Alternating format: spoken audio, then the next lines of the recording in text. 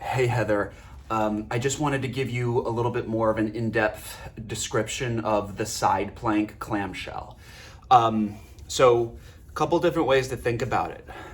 I like to think of it as two things. One, I like to think of it as just a simple single leg glute bridge, but on my side, right?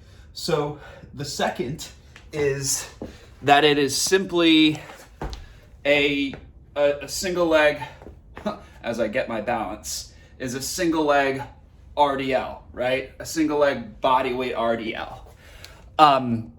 It's a hip movement. So I think less about my glutes and I think more about my hips, which is, more or less the same thing. You want to have your hips closed a little bit as if you are already in a hinge position. So if you get on like a bear crawl position, literally just turn yourself sideways, and that's about where we want to be, okay? So with this hip closed position, you can see it's closed because I have room for hip extension. With the hips closed, you can get into the clamshell, open clamshell position, and then all I want you to do is use this leg and this glute to open your hips. Open your hips. And you'll see that the hips have some room to go from closed to open. Sit back, closed to open. What I'll also do, just for some added context, is I'll drive my elbow back as I'm coming up, just to simulate, sort of running or walking.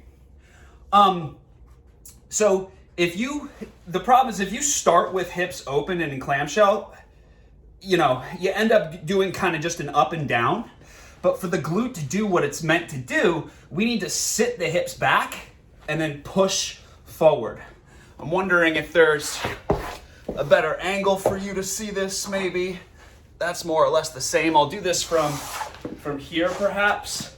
Okay, clamshell, hips open, right? Hips open. The less that bottom leg touches the floor, the more work it has to do, which means you don't want to support your weight all on that foot, right? So again, if this is if this is 90 degrees to my torso, I'm just shy of that, maybe a little bit more than that. All right, so from up here, you go to 90 degrees relative to your torso, move it down a little bit, and do a glute bridge. You can even start by keeping both feet together and just doing like this. As long as you feel yourself going up and forward, not just up, obviously not just forward, right? So up and forward, down and back. Up and forward, down and back. Then get into clamshell, up and forward. It just adds more load to that side. Okay, lastly, we talked about the good old hip thrust. I am ill prepared. So, you mentioned feeling it a bit in your quads, which makes sense. People feel this all the time in their quads. But as a general standard, I want you to set your feet up in a position where when you come to your bridge, your thigh is 90 degrees or perpendicular to your shin.